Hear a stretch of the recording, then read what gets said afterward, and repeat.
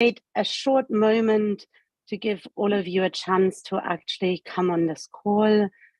There's a lot of you waiting in the waiting room, so we're just going to be starting in 1 second.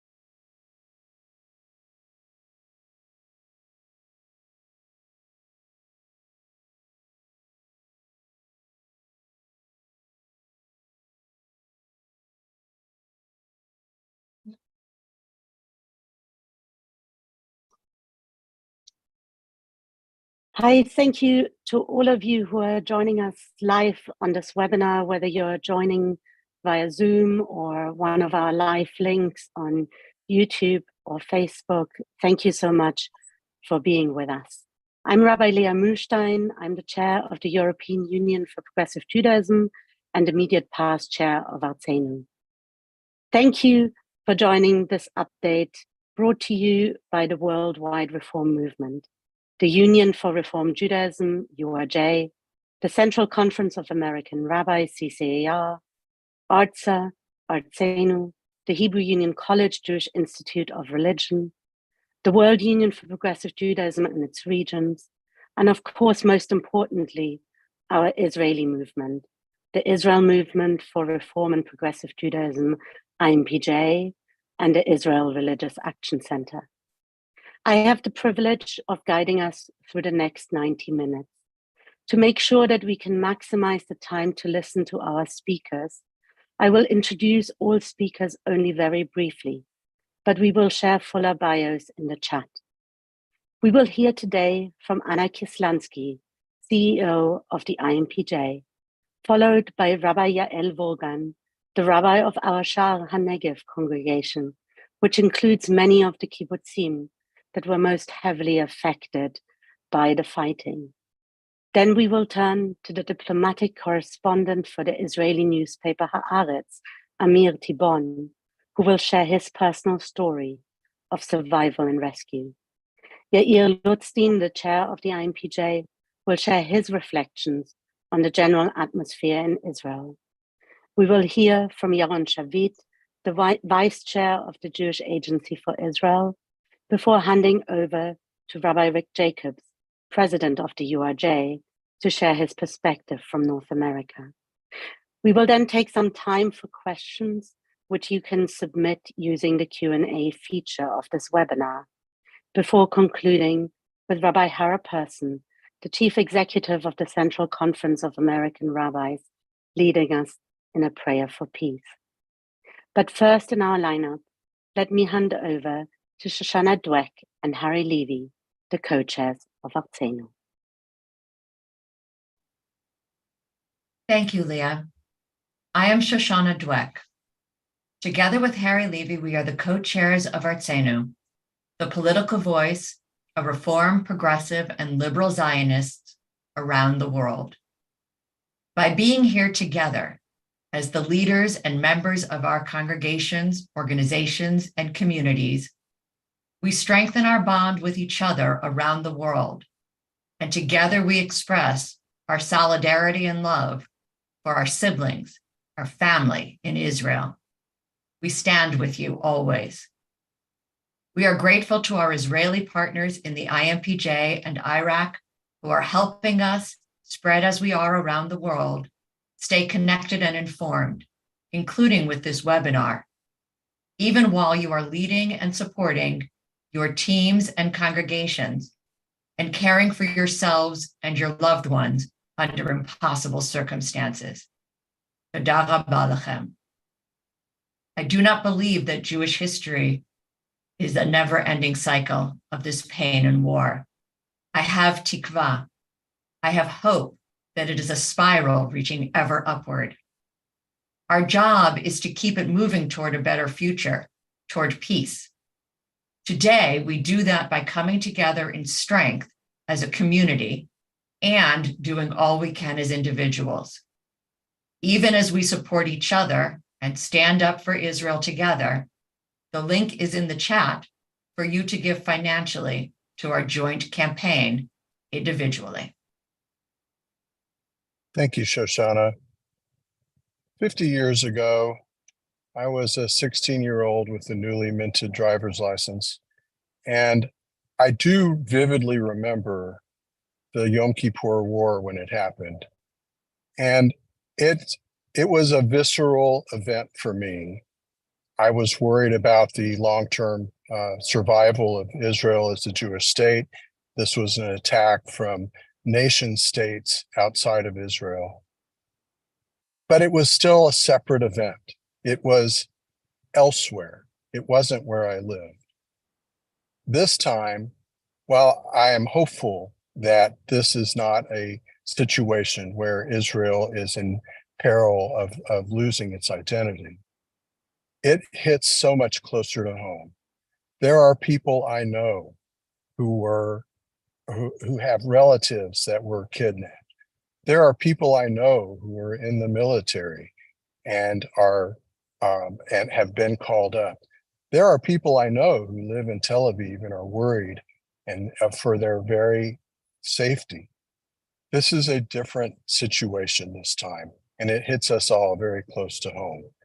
And I'm hopeful that this call, this service, this time together will bring us together and help us have some clarity for ourselves. Rabbi, back to you. Thank you so much. Thank you, Shoshana. Thank you, Harry. Anna, over to you. Dear friends, shalom.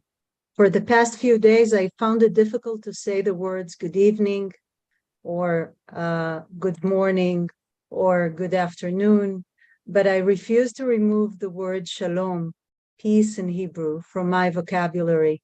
I continue to hope, wish and pray for peace upon Israel.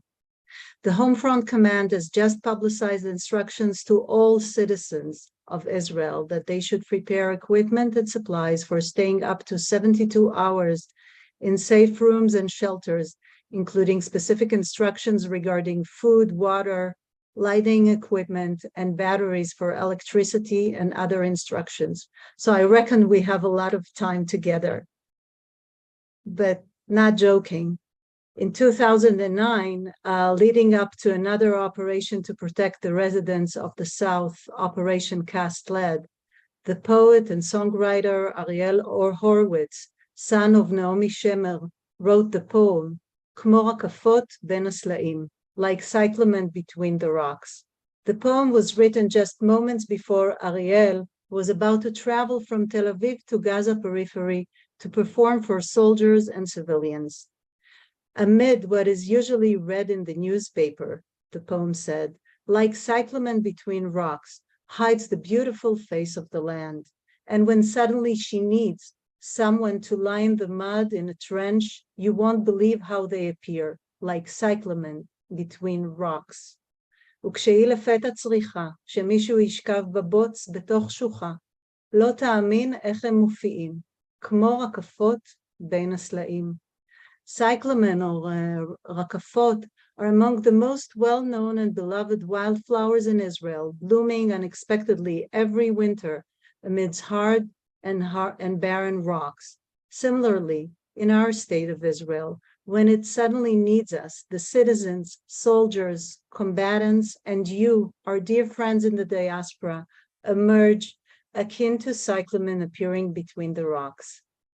With that, I would also like to tell you a bit about our congregations and the flowers within them sprouting between the rocks, the hope, efforts, and dedication of our movement, rooted in Zionism and patriotism, and of the leadership and spiritual support that are occurring during these challenging days. On Saturday, when Simchat Torah celebrations were canceled, our communities gathered in virtual online spaces for meeting of support, comfort, and supplication. The movement staff, in cooperation with Charan Bekavod, complied the list of hosting homes and accommodations. We are collaborating with communities from the Gaza envelope to connect people needing shelter with our friends from our communities. Charan Bekavod, which provides humanitarian assistance throughout the year, is adept at responding in times of emergency and is presently assessing the situation and working hard. We are enlisting volunteers from the congregations to drive equipment and provide assistance with transportations, particularly for distressed children from the southern region to safe places across the country. We are also arranging continued support through the spiritual guidance of rabbis and organizing educational and therapeutic activities in locations where evacuated families are staying. Given the disruption of the education system nationwide, with no access to online studies, we are conducting virtual educational activities for families of young children, offering an enriching experience for the children and providing relief for the parents. We will continue these efforts in the days to come. Unfortunately, following the instructions from the Council of Mechinot, a pre-military program for high school graduates, we had to send the trainees of our Mechina back to their homes until it becomes clear whether they can return to their spaces in Jaffa and Holon, which lack proper shelters.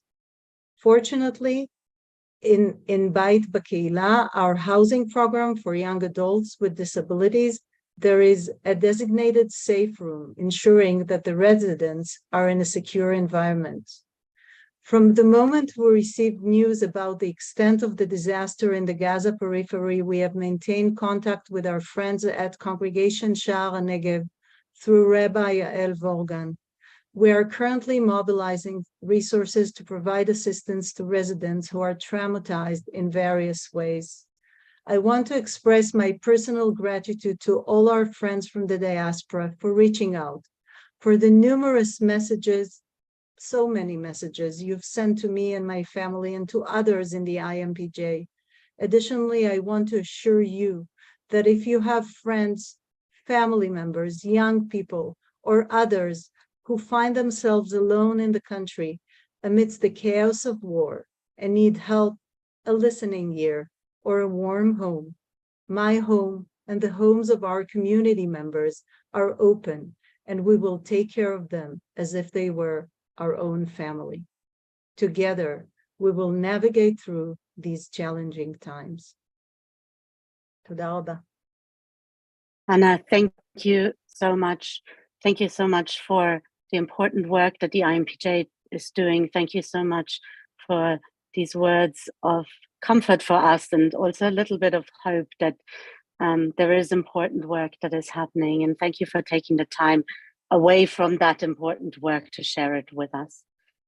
We now turn to Rabbi Vorgan to hear from her. Thank you, Yael, for taking the time to be with us. Over to you. Thank you. So in regular days, when I'm asked to describe my job, I always open by saying I'm the happiest rabbi on earth. I just love the area I work, Sha'ar HaNegev. I love the people I serve. I love the kind of work that I do.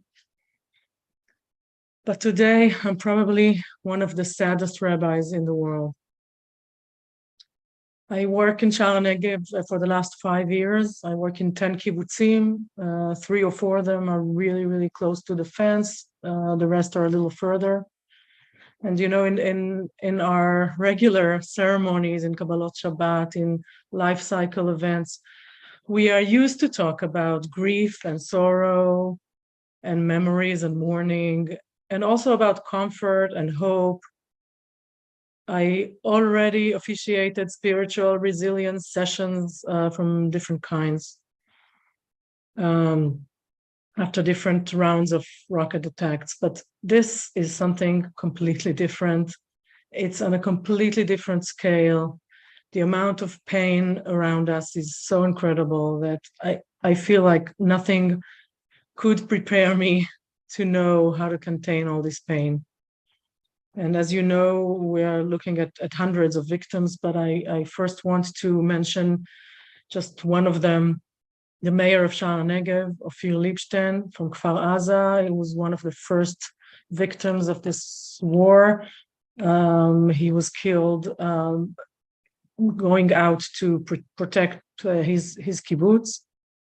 And some of you who visited Charan in the different tours may have met him, may have heard his vision, his incredible vision about building this huge industrial park in the Erez cross point for workers from Gaza Strip, for thousands of them. And he was a man of peace who died in war, and he was a very, very dear friend of IMPJ, of the world movement, and of our activity in Charan Negev. He was such a big supporter. Everything we do, he came to speak with all the groups that we always bring. He came to a lot of our events to greet the people. It's a terrible, terrible loss. I don't want to start crying, so I'm going to move on to talking about the people of Charan Negev, almost 10,000 residents in this region. I want to tell you the people of Charan Negev are so strong and are so brave and are so resilient. You will hear in a few moments one of them, Amir, and you will see for yourselves. These people always say that they live 95% of the time in heaven and 5% in hell. But I think this goes beyond the worst possible imagination. It's the worst nightmare coming to life. People in Charan Negev handled like so many times of rocket attacks, but terrorists in their backyards and in their homes, it's the worst scenario. No one believed that can happen. I spent the last 3 days just sitting at my home. I live in Modi'in. I couldn't go down to the south. The roads are closed. So I made dozens of phone calls to people. You know, we have a very close circle of people who are more involved in the congregation, and a wider circle of people who come to the activities. I spoke to so many people sitting in the shelters for hours in the dark because there was no electricity and no food and water. People who don't know what is going on with their family members, people who just don't understand what's going on, people who already know of the dear people dead. It was just talking, just trying to understand what was going on. I felt like I had to be this huge sponge, just absorbing, just listening and absorbing all the information, really, really trying to understand, although I think we probably can't even start to imagine what the people were going through. And that's also a very, very hard place to be, where you're not there physically and just really trying to understand. Starting tomorrow, I will go start to go around Israel and visit the people that were evacuated from the kibbutzim, and mainly the ones that are in what they call the front line, the ones that are closest to the fence, and they're now scattered all over Israel in different guest houses and hotels. Talking to people all the time, I hear a lot of them saying that they don't know how they can ever be able to recover from this, but I'm sure they will. These are very firm people. I want to end with a verse, actually just 3 words out of a biblical verse that I kind of think a lot about. It comes to my mind a lot in the last few days. It's actually from the scroll of Esther, Megillat Esther, where the command to to destroy and kill all the Jews were sent out to the city of Shushan. It says these three words, V'ha'ir Shushan Navocha. The city of Shushan was embarrassed. And somehow, although it's so far, this story, but I feel this word helps me to understand what we're feeling. Va'ir Shushan Navocha, and the land of Israel, Navocha, is embarrassed. And it's not, the usual use of the word embarrass. It's not a social embarrassment. It's a very, very deep, profound, spiritual, emotional, moral embarrassment. We can't even understand how it's possible, the situation. How did we get to this situation? And mainly I feel that we don't know. Sometimes I don't know what to say. I don't know what to do. The land of Israel, Navocha, embarrassed. And so the only thing I can really offer my congregants is just to be there, to listen, to absorb, I can be a heart, I can be ears to listen, I can have hands to hug and hold their hands, and I can promise them that I will be there with them on the very, very long road to recovery, to rehabilitation, and to rebuilding their lives and their communities. So with this, I end and really, on one hand, embarrassed, and on the other hand, promise, really, really promise from the bottom of my heart, I'm there, not leaving. Thank you so much. And we, of course, extend all our condolences to you, to your congregants. We share in your grief. Thank you for enabling us, even at this time of grief and deep concern, to hear your personal perspectives. And thank you so much also for all the sacred work that you are doing, Yael. So it's our privilege to turn now to Amir Tibon, who has graciously agreed to share his personal story with us. Amir, thank you. Thank you, Rabbi. My home has been destroyed on Saturday. Saturday, October 7, is the worst day in the history of the State of Israel. It's worse than the first day of the Yom Kippur War. It's worse than anything we knew during the Second Intifada. We lost on one day more than 700 people. This is almost, it's more than half of the casualties in the 5 years of the Second Intifada. It's more casualties than the first week of the 1973 war. I live in Kibbutz Nachal Oz, a beautiful community that is located directly on the border with Gaza. My wife and I moved there in 2014, immediately after the previous Gaza war, which looks like a small affair compared to what we are going through right now. But at the time, in 2014, the Nachal Oz and other communities along the border were dealing with a big crisis. If you recall, the 2014 war is when Hamas unleashed the weapon of tunnels that were dug into Israel. There was a history to these tunnels. Actually, they were already in use in the early years of the 2000s, but in 2014, Hamas used them in a massive way during the war to kill and abduct the bodies of Israeli soldiers. This rattled communities all over the world, all over the border, but as Rabbi Vorgan said, the communities are resilient. These are tough people. And yet there was a desire to bring more young families and couples to places like Nachal Oz and to create a sense of renewal and growth. And the two of us, as a young couple living in Tel Aviv at the time, decided to do it. 1 month after that war was over, we came to look for an apartment in Nachal Oz. People thought we were crazy. But we found out a beautiful and loving and hugging community, and we fell in love with the place. In 2016, we got married in Nachal Oz at the pool of the kibbutz, a small Israeli wedding with 400 guests, officiated by Rabbi Meir Azari of the Reform Movement in Israel, a dear friend. and a leader, something we are missing in this country these days. We don't have leaders in Israel today. But Rabbi Azari, as a movement leader, is someone I appreciate deeply. We later lived for 3 years in the United States. I was sent by Haaretz, my newspaper, to be the Washington correspondent. And in 2020, we returned to Nachal Oz.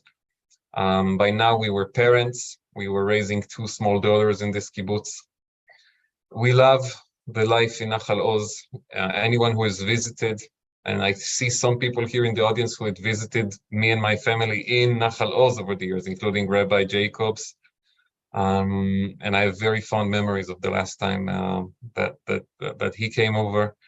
But it's a beautiful place. It's serene, it's green, open spaces, and the community is the most important part of it. My girls love the life of the kibbutz. They love their kindergarten. They love going to see the cows and going to the pool in the summer. And over the years, we also dealt with difficult situations. There were mortar attacks and rocket attacks. There is no Iron Dome in Nachal Oz. It's too close to the border. There was the whole phenomenon of the incendiary balloons and other elements that were used by Hamas to start fires in our fields. And yet these threats were not enough to change our mind about living in Nachal Oz. Last year, we bought a home in the kibbutz. And in that new and beautiful home, we were sleeping on Saturday morning, when at 6 a.m., my wife, Miri, woke me up and said that there is a whistle. A whistle is what you hear when a mortar is in the air and it's about to land. And I heard it. We ran to what we call the safe room. In every house in the border communities, there is a room that is built of massive concrete that is supposed to withstand direct hits by mortars or rockets. Most families, like we did, turn that room into the children's room so that they can sleep safely if there is an attack. We ran to the safe room and we heard explosions. And I have to say, we were not excited at all. We are used to this. This is something that happens from time to time, and we have a procedure for it. While we are locking ourselves in the safe room, we pack 2 bags with clothes and everything for ourselves and the girls. And we wait for the moment when there is a brief stop. We shove them into the car and we go to somewhere else safer. And so we were in the safe room. Galia, our 3.5-year-old, was sleeping. Carmel, our 1.5-year-old, was sleeping. We were packing and we were waiting. And then something different happened, something that was chilling. We started to hear gunfire. At first, it was a bit distant in the fields outside the kibbutz, which border directly on Gaza. But then it got closer and closer. We could hear now it was from the road into the kibbutz. Now it was from the neighborhood. And then it was outside our window. The gunfire was directly outside our window. And then it was inside the house. They were shooting rounds of ammunition into our home. We did not know if the terrorists were inside the house or just right next to it. We were locked with the girls inside. The electricity fell down. We were checking our phone and we saw that all of our neighbors in the kibbutz are experiencing the same thing. They were hearing gunfire outside their windows. They were hearing shouts in Arabic. I listened and I understand Arabic. I understood what they were saying. It was tactical discussions, where to go, what to do. And we realized that we were alone. When we moved to Nachal Oz, as I said, the biggest fear was the tunnels. The successive Israeli governments, led by Benjamin Netanyahu, invested billions of dollars, I believe some of it also involved US aid, in constructing an underground wall that goes deep, deep, deep into the ground in an attempt to solve this threat of the tunnels so that we could sleep at night. Because I can tell you, we can sleep at night knowing that a mortar could fall on our house. And we can sleep at night knowing that there could be a fire outside our home. But people would not be able to put their kids to sleep at night if they had known that the tunnel threat, which is basically the threat of an infiltration of terrorists into the community, was still alive. And so, as I said, billions of dollars into constructing this underground wall. And in 5 minutes, Hamas brought tractors and SUVs and ran over the border fence. Anyone who knows a bit Israeli military history will immediately think about what we call the Bar-Lev line, which was a line of military fortifications built in Sinai, across from the Suez Canal, that was supposed to create a buffer from the Egyptian military, and that was just run over by the Egyptians as the starting move of the 1973 war. And when we are in the safe room, hearing the gunfire, I thought, this is it. The underground wall is the Bar-Lev line, and we are now on the first day of the Yom Kippur War.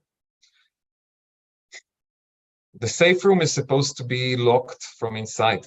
And I can tell you that in many, many homes in our kibbutz, lives were saved because of this. Because in our home, the terrorists never entered. Our home was locked, all the windows were shut, all the curtains were down. They shot a lot of bullets into the house, but they did not manage to enter. In other homes, they managed to enter, and people were locked in the safe room, and the terrorists tried to open the door, shoot at the door, but they could not enter. However, unfortunately, in other homes, I don't know how and why, they were able to kill, injure, and kidnap members of our community. We were barricaded inside. I made 2 phone calls as long as we had cell reception, because at some point cell reception was lost. I made 1 phone call to my friends at Haaretz, Amos Harel and Yaniv Kubovich, the military correspondents. I told them what was happening, and I asked them to talk to anyone they can in the military to send the Air Force. I realized it would take a lot of time to bring ground forces. I asked them to send the Air Force to bomb the neighborhood from the air. And I called my father. My father, Noam Tibon, is a retired military general. He's a friend of the reform movement, if I can say, all of our family. He was in Tel Aviv, and I told him, the terrorists are here. They're outside our door. And he said 2 words. He said, I'm coming. When all of this was happening, my wife and I were asking something incredible and unbelievable from our 2 young daughters. We were asking them to listen to us and to believe us, that they cannot talk right now, that they have to be absolutely quiet and silent. No talking, no crying. They asked if they can go outside to play in the living room. We said no. They asked if they can go eat in the kitchen. We said no. They asked to go to the bathroom. We said no. And they had to put their faith in us, that we were not just insisting with them like parents sometimes do, but that there was a real reason for this. And they put their faith in us. My girls were the heroes of this day. For 10 hours, they were silent in a dark room where they cannot even see their parents, and they did not cry, and they did not shout, and they listened to what we said.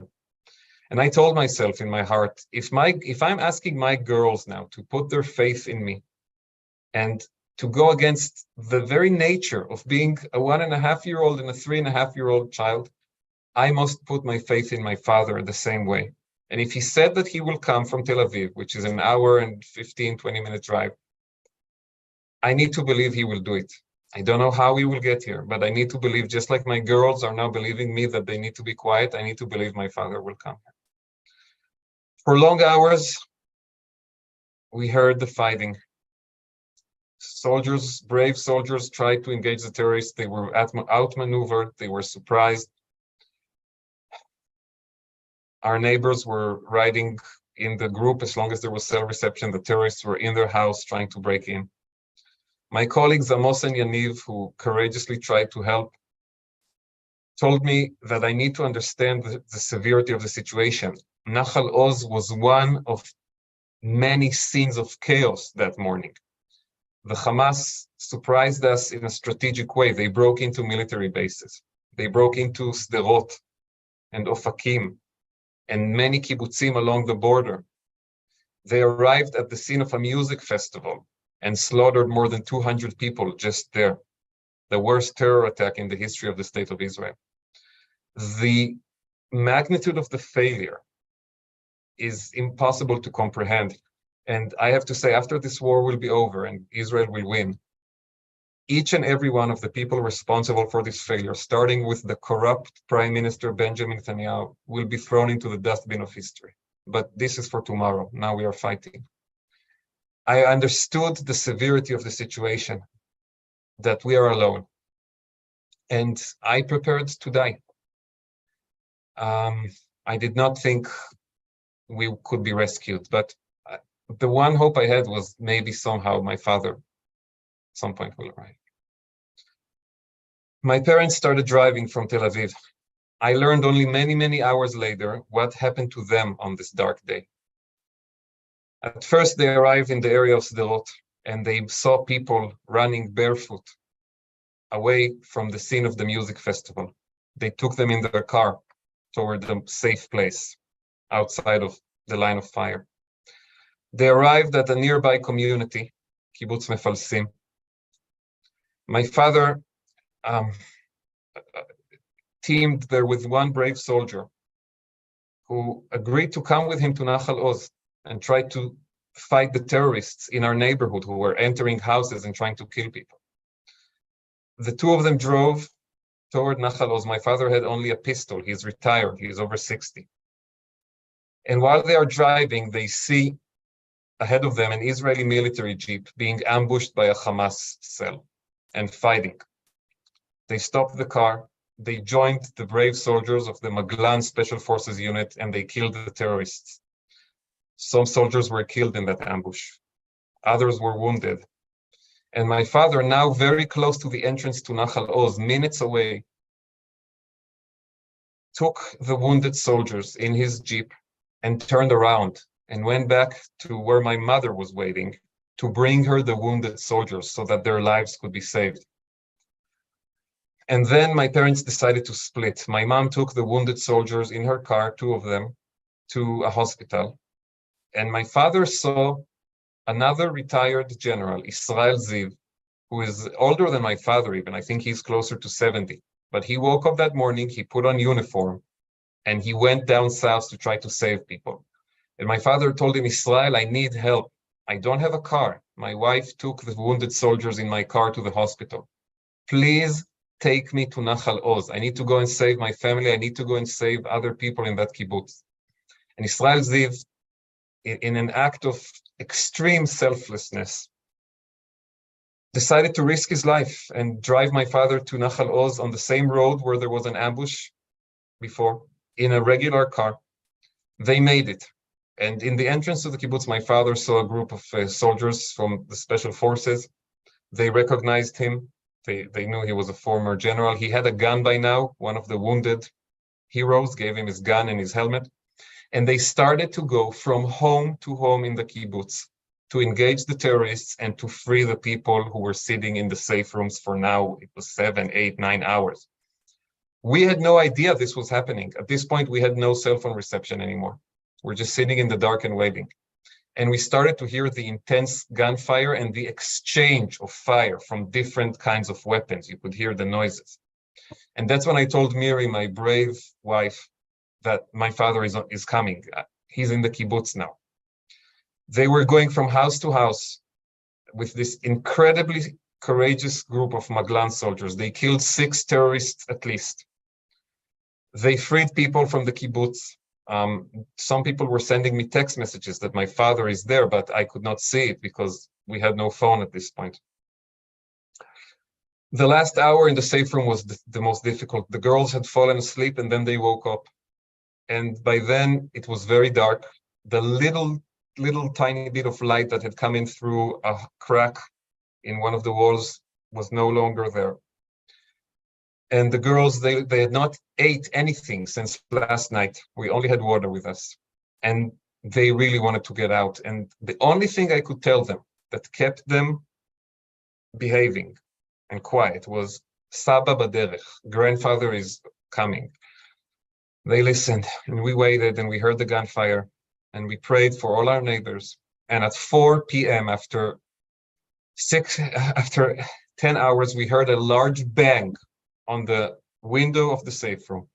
And we heard my father's voice, and Galia, my 3.5-year-old, said, Saba Egia, grandfather is here. This is when we cried for the first time. Our home became the temporary headquarters, if you want to call it, of this brave group of special forces soldiers. They brought everyone there. They brought neighbors who were injured. They brought neighbors who could no longer stay in their homes because their doors were broken. They brought old people who did not want to stay alone anymore after 10 hours alone in the dark. It was a very happy moment to see everyone, to give them hugs, to realize he is alive, she's alive. But it was also a terrible moment because we started hearing about the people who are not alive, those who were killed, those who were missing, those who were injured, those who were kidnapped.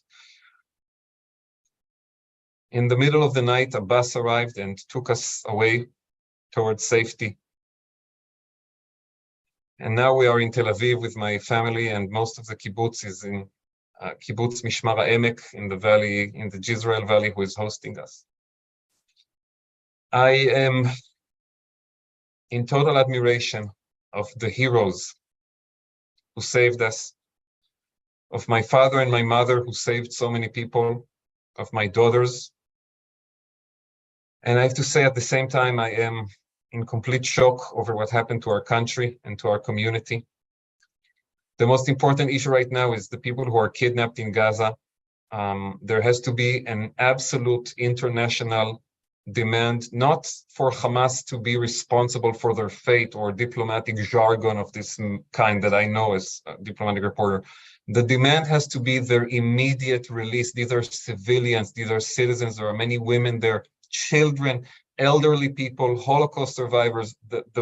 This is incredibly important. I spoke today before a group of ambassadors from the UN Human Rights Council, and I told them, please, your governments should not say Hamas is held responsible. Your governments should say, release these people now.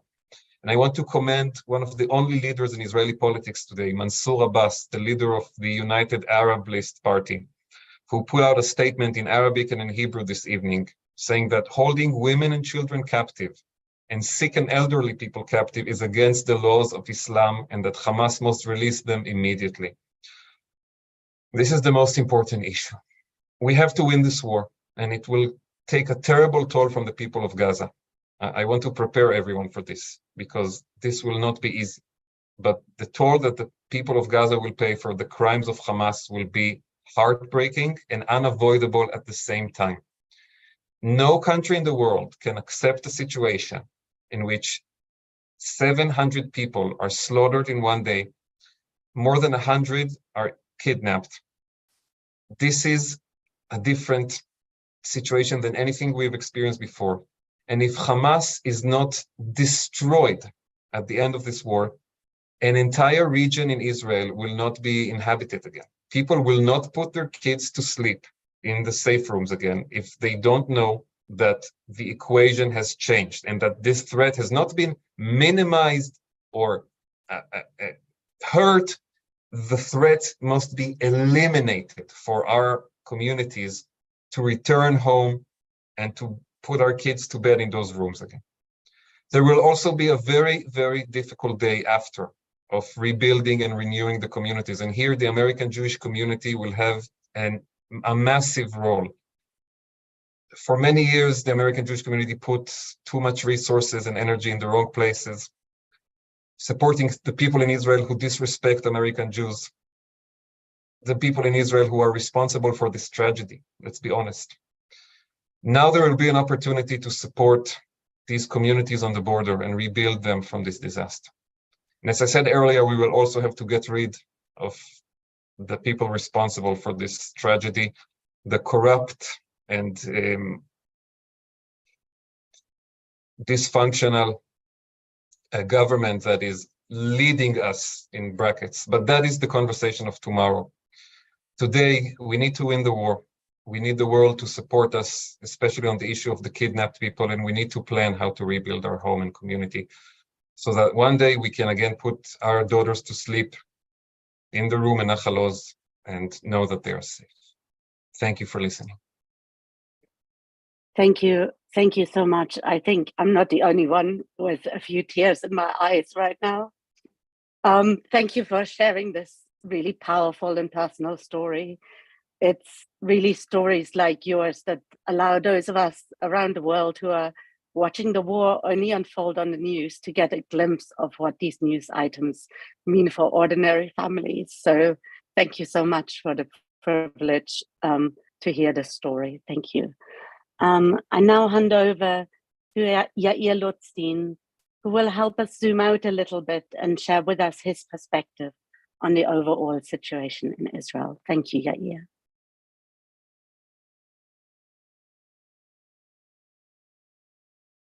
I think you're still on mute, sorry.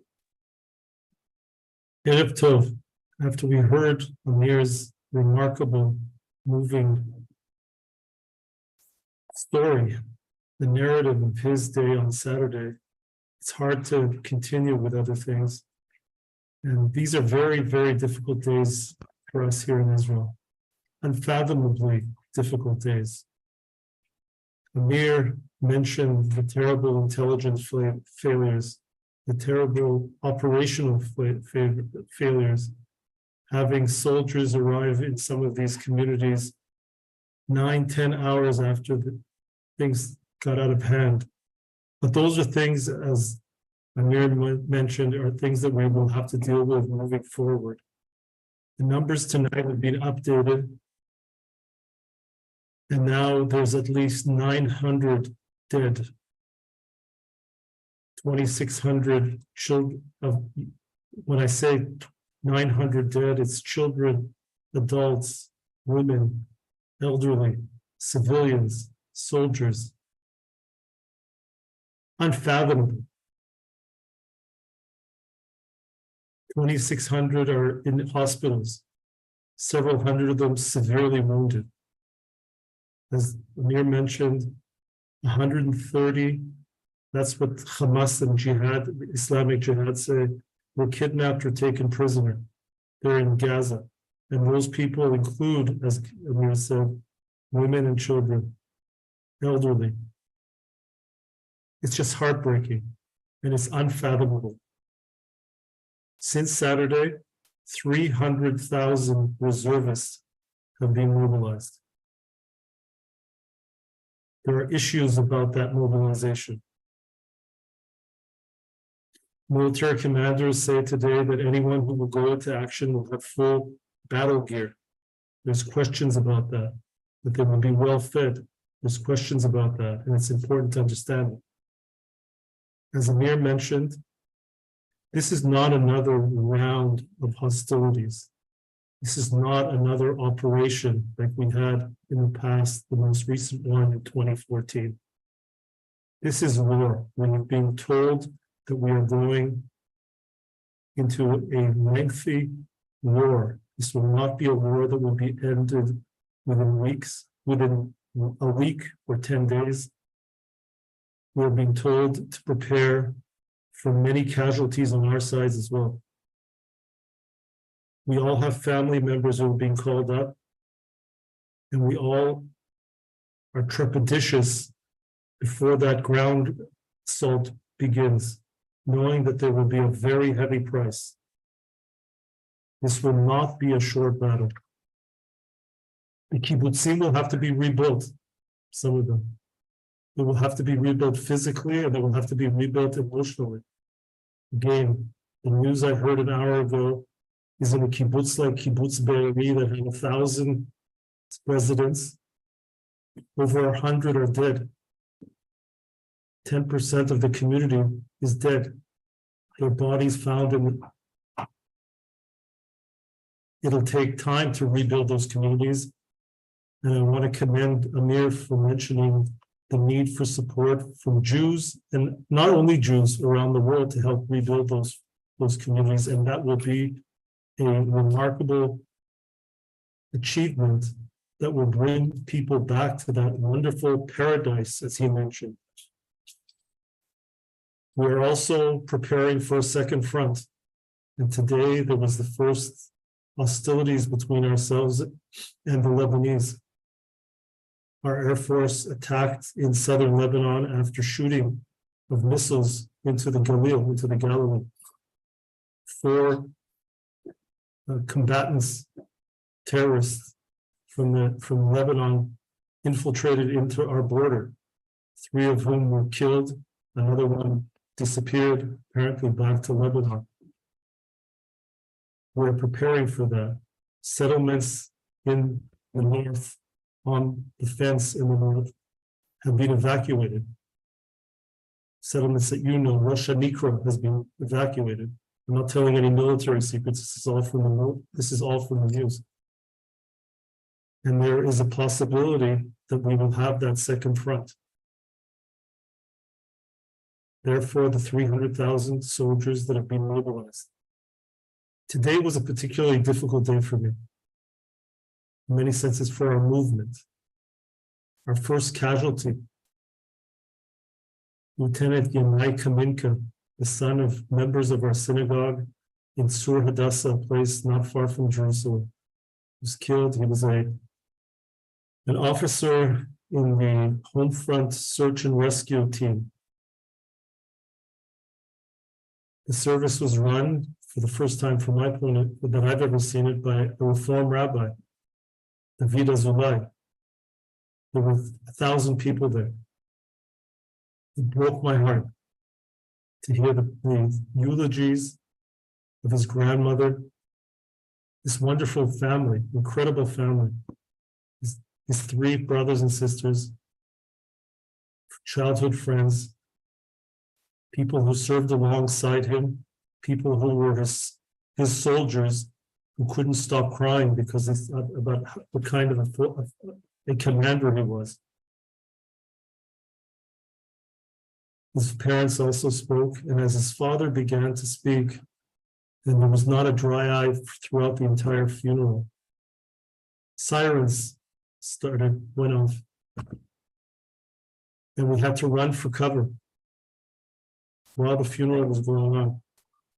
We were told to lay cover on the ground. There's nowhere to take cover, to lay on the ground and cover our heads. And 1,000 people did that. And when we finally got up, we listened again to his father's remarkable eulogy. I don't know if you can say on the upside of things, the level of volunteerism. People, I mentioned 300,000 people being called up.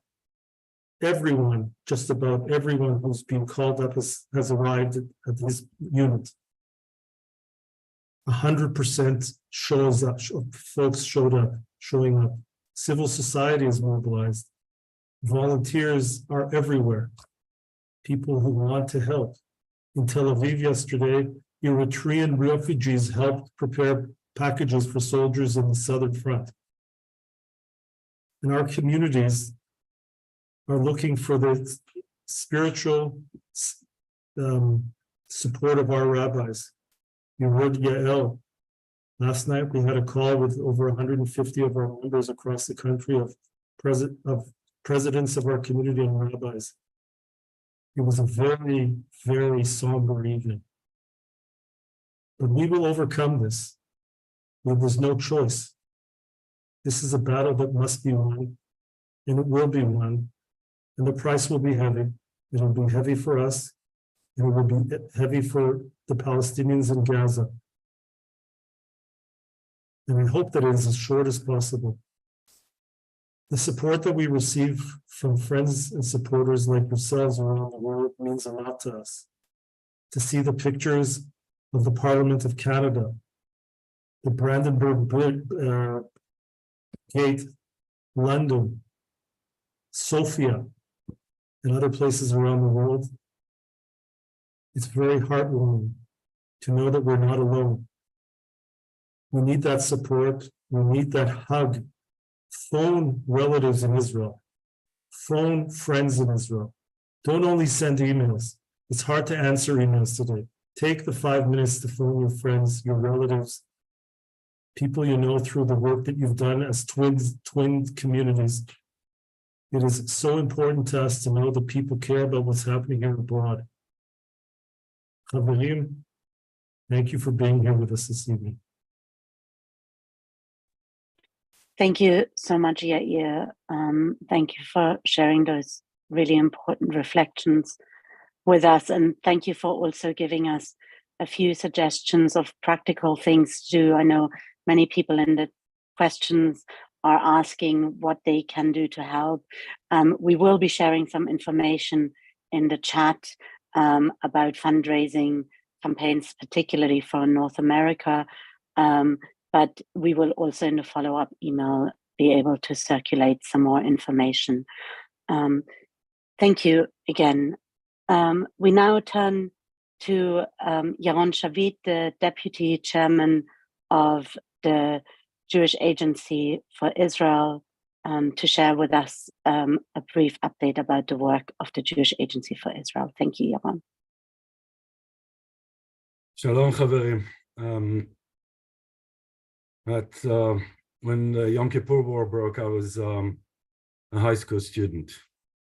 Today, just before this call, this webinar, I managed to quickly drive from Ivasera to Ramat Sharon to give a hug to a very good friend, and dear friend and comrade in arms, who's my deputy of the division command, where I was the chief of staff during the Second Lebanon War.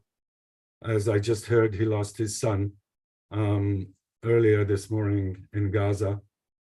So I managed to go give him a hug and return quickly home.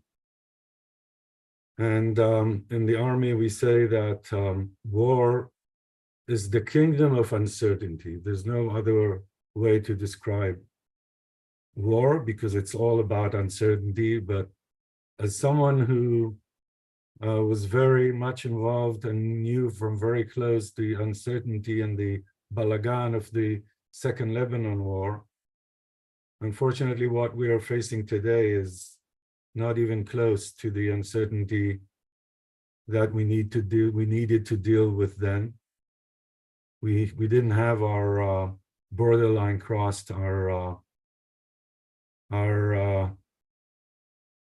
villages and kibbutzim vandalized and brutally murdered, and the border crossed. And as someone described to me this morning, it's like we had a pogrom inside of Israel while we are actually ruling the land.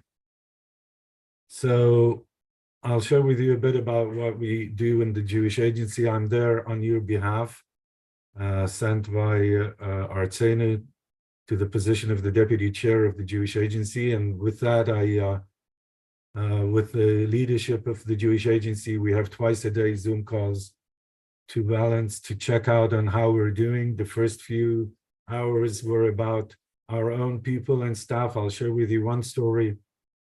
I phoned on early, so no, it was late Saturday night. I phoned an employee of the Jewish Agency who works in Ofakim as one of the P2G partnerships together heads, and I was supposed to visit her on Sunday. It was obvious that we're not going to come there. I sent an email saying that I'm canceling that, but I wanted to make sure she receives that, and she's telling me, you're actually taking this call from an ambulance. She's 9 months pregnant. She was on her way in labor to the hospital. But then she tells me that she's going to meet her husband there because he's hospitalized and he's under sedation. And he's one of the people that we prayed for good health during the prayers last night. I hope that he makes it. He's still unconscious, and she's still waiting to give birth. This morning I had a call with, again, I'll try not to mention names, with a good friend from Kfar Aza, and she's at the moment abroad, but her entire family is there. Half of the kibbutz is gone, is slaughtered, and I'm asking her, okay, tell me what I can do to help them. And she shouts at me, Yaron, they need money. They have nothing. They have nothing they have the clothes that that they went out with the mamad with no phones, no computers, no underwear, nothing. They need money. So quickly I managed to arrange that the Jewish Agency Victims of Terror Fund will get in touch with them. This is something that the Jewish Agency does, just gives hands-on $1,000 to each victim of terror for immediate needs that they have, and that's what they needed with these first moments. So what the Jewish Agency does at this point, after we've sort of managed to stabilize our own institution within this instability of uncertainty around us, is to increase heavily, largely, this fund, because suddenly we have to take care of many hundreds and thousands of more people that actually are looking out for this money. So you might have seen that there was a call for raising that. And Nitzan, who is my special assistant, also from the Reform Movement, working with me at the Jewish Agency, and myself are working with the actually 22 different towns and kibbutzim and moshavim around the Gaza area, and we have mapped all their needs through their mayors and their chief executives to make sure that we try to make good for whatever immediate relief they need, either by our own means and by fundraising through the Jewish Federations of North America. So that's another thing that we're doing. I'll end again with tying it to the Second Lebanon War. When we ended that dreadful war in itself, the division commander, when he said goodbye to the Miluim people, because this is a regular unit, said, you know, the Six-Day War ended up as a huge victory, but look how it looks today. Maybe it wasn't such a great victory. That was in 2006. Maybe this war that in 2006 doesn't look so great, in years to come will be something that is more favorable or more optimistically looked at. And indeed, he was right in that, for that matter. So maybe again, this war that started so awfully will end when we look at it from years in the future. Looking back at it, it'll look at something that had made an positive change in Israel and in the Middle East. So thank you. Thank you, Charan, for adding your reflections. In a moment, we'll be taking some time for your questions. So please do put them in the chat. But before we get to our Q&A section, it's my privilege to hand over to Rabbi Rick Jacobs. Thank you. I, like everyone on this call, have been tremendously moved. And I can only imagine listening to Rabbi Vorgan and Amir Tibon in particular, that in 50, 100, and 500 years, when we, on Yom Kippur afternoon, do our Avodah service and tell the story of the Jewish people and heroics and the El Eskara, these things we remember, these stories, this courage will be recounted, and it will fortify us on the journey ahead in Jewish history. But this is a moment we feel such a weight of pain. Let's remember the 700 people who were murdered on Shabbat, the end of our Chag. More people died, more Jews died on this past Saturday than have died on one day since the Shoah, since the Holocaust.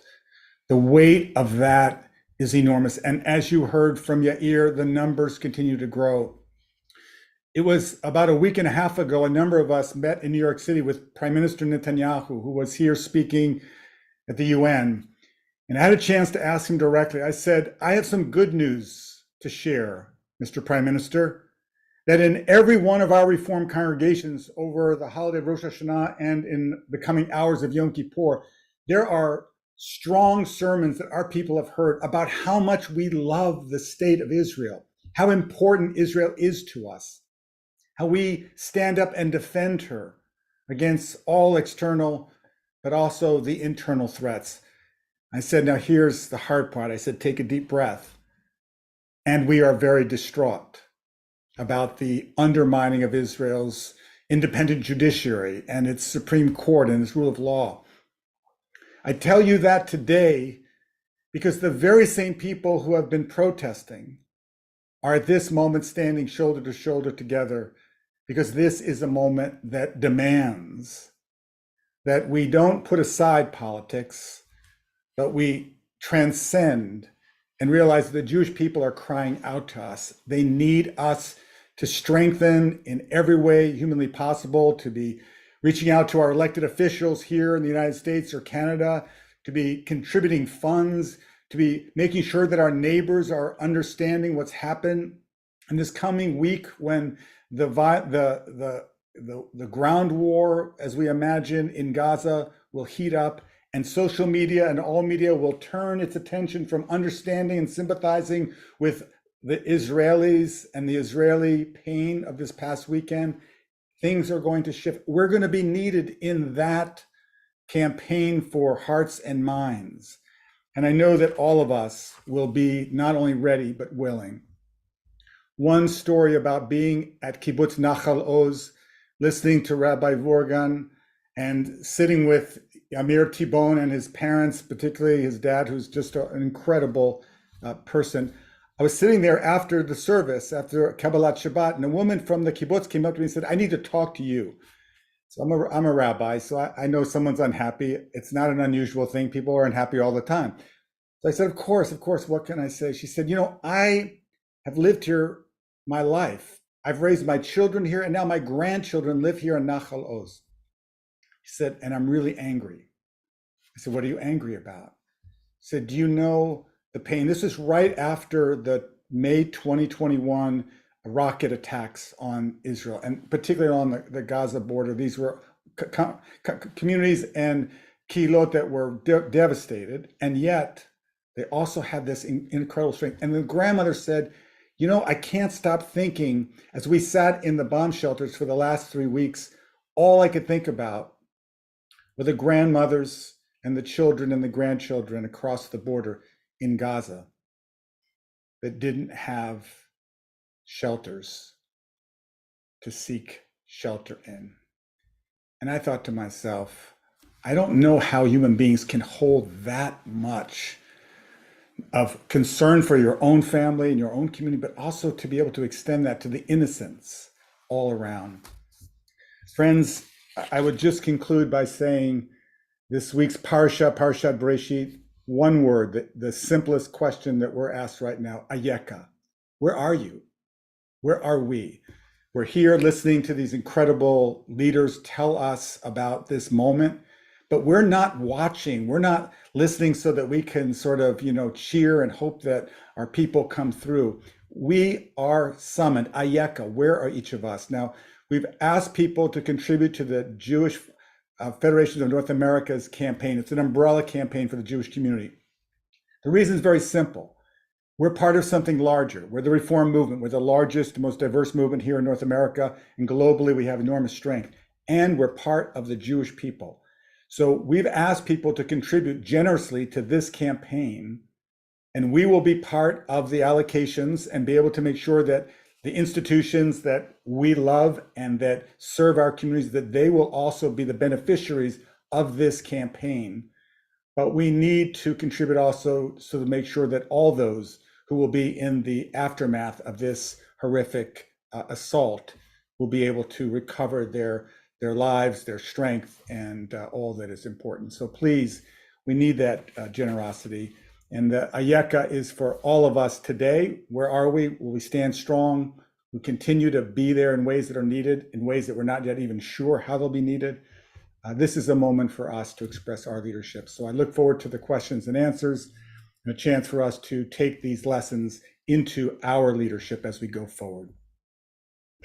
Thank you so much. And I'm going to invite all our speakers to join us on the spotlight for a moment. I can see Anna came on first. Our wonderful tech team put Anna and then Rabbi Yael Wogan on first, which is fantastic, because I think the first question I'm going to take is one that probably the two of you, and we don't have so much time, so I'm not going to give every panelist a chance to answer every question. But I think maybe the two of you can speak to this question by Laurie Resnick, who is talking about really asking a practicality. Are there enough rabbis around to officiate at these many funerals? And how are they able to be held in this horrible scenario? So I just want to extend that. Maybe Anna, you can speak to that as the head of the movement, and maybe Yael is one of those rabbis. Maybe you can speak to the question, how are you being held in this horrible scenario? Yeah, Anna. so I keep asking myself the same question because right now we still don't have all the names of the people who were killed, and there are funerals that are starting to occur, but there are many that the army is not releasing the dead or others. But one thing that we do know is that we will have many people turn to us, and we're here. And even though there are rarely non-Orthodox cemeteries in Israel, in many of the cemeteries, there is a possibility for our rabbis to conduct funerals, and I think that specifically in Charan Negev, this one rabbi will not be able to do it on our own, and will have other colleagues join, and as much as Yael, Rabbi Yael would need. We just provided current resources of grievance and whatever is needed. First of all, for our rabbis, and also online for families who will be seeking that on our website. And obviously it is going to be very a heavy burden, but a burden that our spiritual leaders will take on with a lot of love and with strength, and our movement will stand behind them, and we'll do whatever we can to provide that. And I'm sure, Yael, you can talk about your experience in being a rabbi in Charan Negev and conducting funerals, not just the time of war, but in general. So, b'vakasha, Yael. Thank you, Anna, and I really have to thank all the Israel Reform Movement for giving me so much support and help in the last few days.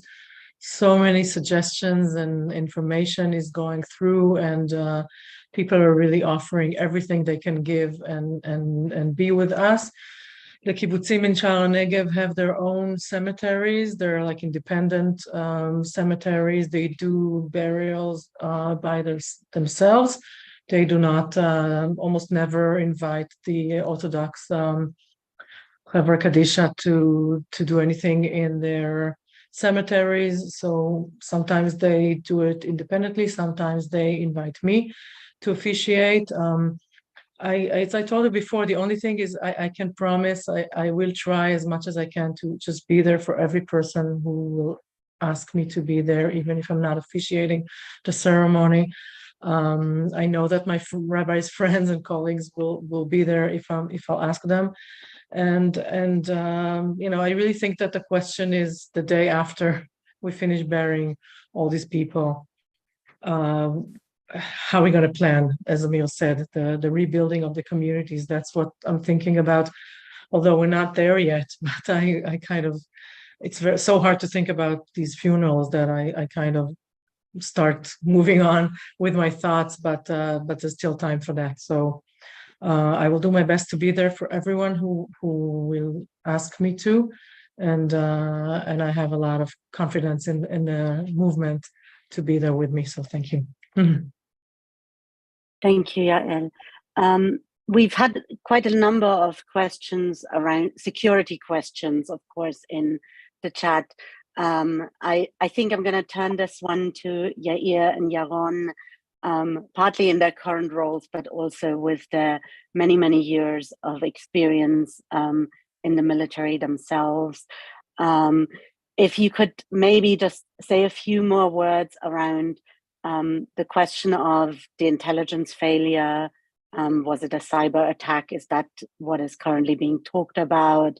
What might be Hamas's end game? And also maybe Yair can take that part, and then maybe Yaron can say a few words about what is the general feeling amongst people. Is there anger at the failure that seems to have led to what we have witnessed? So maybe I'll turn to Yair first and then to Yaron. So I'll try to deal with a couple of these questions. The Iron Dome, first of all, I think Amir alluded to it, but the Iron Dome doesn't work on communities that are on the fence. It only works with communities that are a bit further back. And so yes, the Iron Dome works. That's why when I was at the funeral today, the Iron Dome took out some of the missiles coming in, missed a couple, and people were injured in a community nearby. We heard the explosion. An ultra-Orthodox community and in Jerusalem, because they were on their way to Jerusalem. But the Iron Dome does exist. It's a miracle because it catches roughly 95% of the missiles coming in. Was intelligence hacked? We don't know. But I know that there are places where one of the questions that is being asked is how could the terrorists find their way through the fence into Israel and come through with these vehicles and motorcycles? And this is not a regular fence. This is what we call an indicative fence. Someone touches it, it shows up in a room with soldiers are supposed to immediately report it. Why didn't that report go up the chain of command? And we're starting to hear some terrible things about why that happened, perhaps, and how they managed to get into a place where that change of command, that reporting was supposed to be happening, and many soldiers were killed within that base. They managed to get to that base earlier. Some of them got in with gliders. They came over the fence and were not found. And that's another security lapse. Iran, I saw a question about Iran. We're all certain, it's not even questionable that Iran has been training both Hamas and Hezbollah. They're behind them. They're providing them with equipment. We try to do our best and say this is not a reform question. This is an Israeli military question. We try to thwart that supply line, but it doesn't always work. And we can see that they were very well trained. I think that we were surprised at how well they were trained and what they were doing. They fought valiantly, as much as you can say that about their side of things, and that's why there were so many losses. They also fought in a way that, as someone who is an international lawyer who dealt with the laws of war in their military career, I can say that they certainly committed heinous war crimes in doing what they had to do, what they felt they had to do. It's something that they are not often held accountable for, and we have to understand that we are forever being held to a double standard. And I'm not saying Israel should not act in a manner that goes to some of the other questions that were asked moving forward in the list of questions. Israel, as a rule, acts according to the IDF under the rules of the laws of war. The war that's coming up is going to be a difficult one, and some of those questions will arise as we move forward. I'll leave.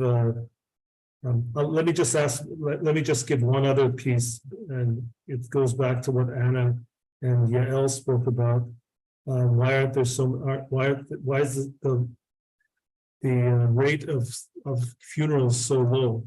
So there's some issue at this party that Amir described, this nature party that took place on Friday night. There were upwards of 3,000 to 4,000 young people who came to the party to have fun. Not everyone goes for Simchat Torah. They wanted to have a different type of simcha, a different type of fun. And there's talk about the possibility of upwards of 250 of the people that were there that were killed at that party. And there's the need for forensics to get to the identity of these people, and that takes time. So I think our rabbis, and not only our rabbis, are going to have their hands full for several weeks on this. Their own anger. Okay, so from my perspective, I'll add the following. First, I'd be very, very careful in hanging into different conceptions at this point. I will share with you that following the Second Lebanon War, I had 180 Miluim days consistent, but more than half of them were because I was a member of a research team that was given a mission to research one of the angles of what went wrong during that specific war. And only after you research deeply into things, you can actually come into conclusions. So I'd be very careful into jumping into conclusions about what happened and how it happened. I would share what I think we can say from high altitude is very much like Yom Kippur. This is a failure of a conception. The IDF is always very much dependent on given some kind of a wake-up call beforehand from the intelligence, from other sources, to be able to mobilize reserves. If we don't mobilize reserves, we are very short in fighting soldiers to actually deal with what's happening at the West Bank at the same moment, and what's happening in the Northern Front, and what's happening in Gaza.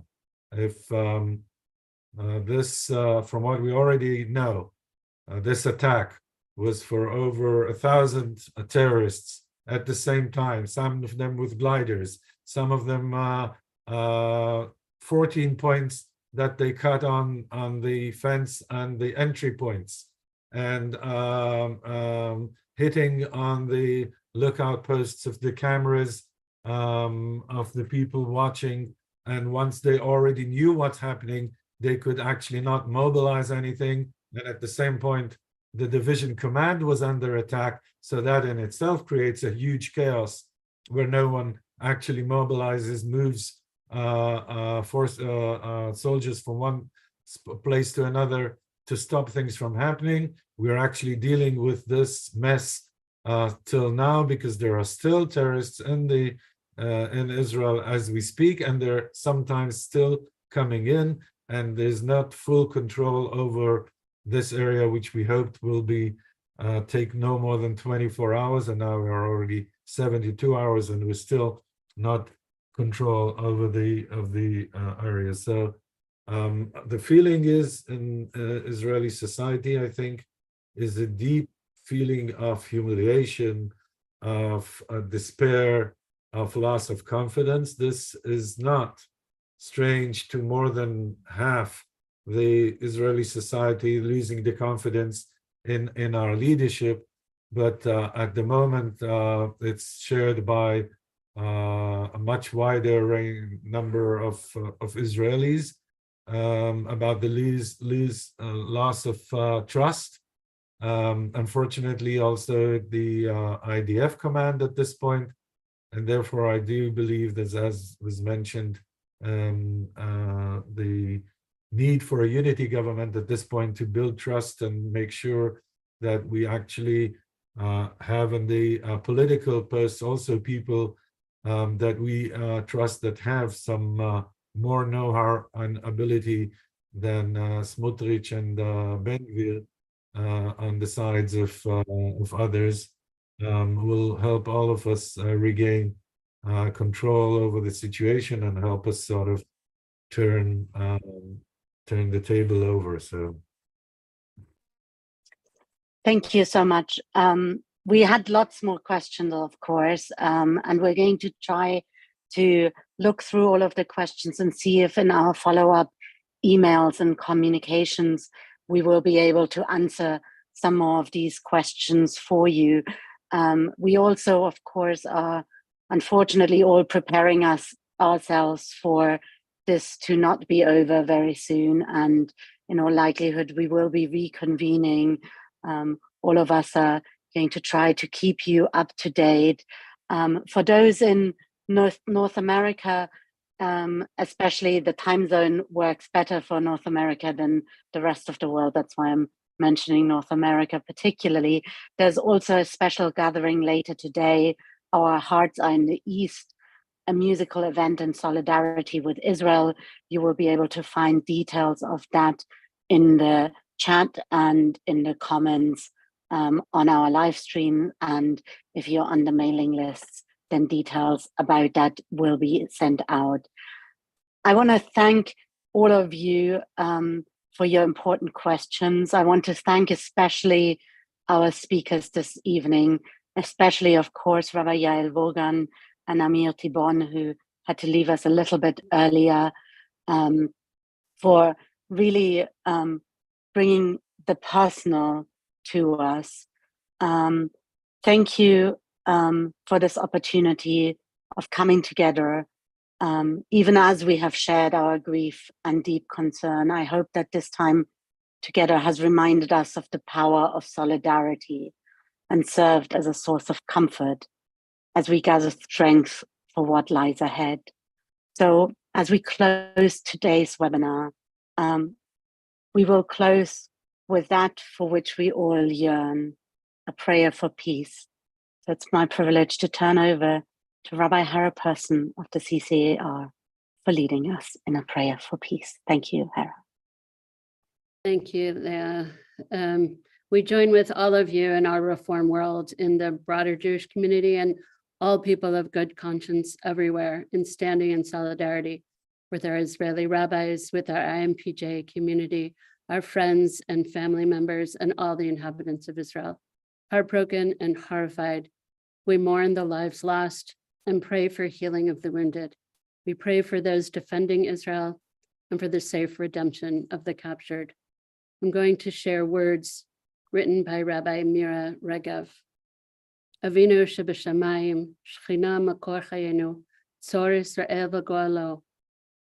Our parent in heaven, Shechina, source of life, rock and redeemer of Israel, strengthen and deliver all who stand on guard, protecting their homes. Safeguard and save them from any trouble and distress, and bless their actions. Hear their prayers and ours, and deliver them. Save those who are trapped in their homes. Grant them inner strength, faith, and hope. Bolster them in these terrifying times. Send your mercy to the anxious mothers and hurting fathers and the children sitting in shelters. May it be your will to remember us, to take notice of us, to meet us with compassion, for we trust in you. Return all those kidnapped safe and sound to their homes, without the spilling of innocent blood, without their souls becoming tarnished by horrific acts. Strengthen those who protect our holy land, soldiers and civilians alike. We pray, nation shall not lift up sword against nation, and they will study war no more. Compassionate God, please, arouse your mercy for us, and may the verse be fulfilled. From the seed of peace, the vine shall produce its fruit, the land shall produce its yield, and the skies shall provide their moisture. I will bestow all these things upon you, and you shall be a blessing. Have no fear. Let us say together, Amen. Amen. May it be so. Thank you.